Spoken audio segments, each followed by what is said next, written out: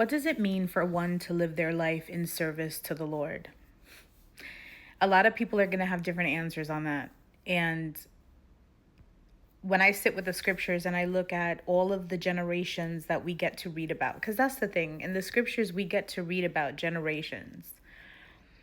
So, for instance, David in his generation, he was reading about the Lord and he was, he had read about all that God had done, how God had led the people out of Egypt, and he knew about God destroying the earth and the promise that was made to Abram and the promise that was made to Noah and the promises, and he knew that God was strong.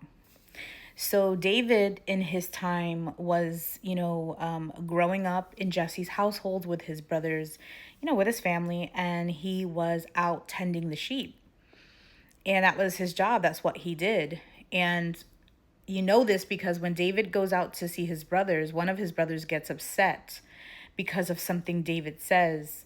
And he's like, who's watching your sheep? Like who's out there watching the little sheep that you have? He kind of, snuckles and snarls, something like that.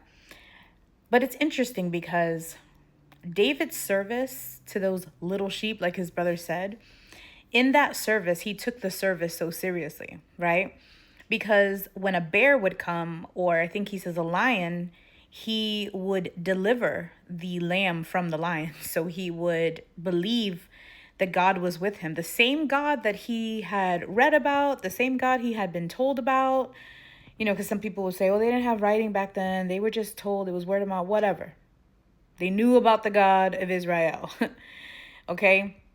And he believed and trusted in the God of Israel. So much so that when these obstacles would come his way in the service that he was in with his little sheep out there, God always allowed him to prevail, right? He says this. And so he knew God so well and trusted God so well that when he saw all the brothers and all the Israelites out there scared of the Philistine and of, Goliath, he's like, why are you all afraid of this dirty Philistine? He says something like that. We serve the God of Israel. And he knew the God of Israel. He was very well acquainted with the God of Israel. And so in our lifetime, right, in our generation, in our time, we can know the God of Israel too. The God of Israel becomes our God. His people become our people.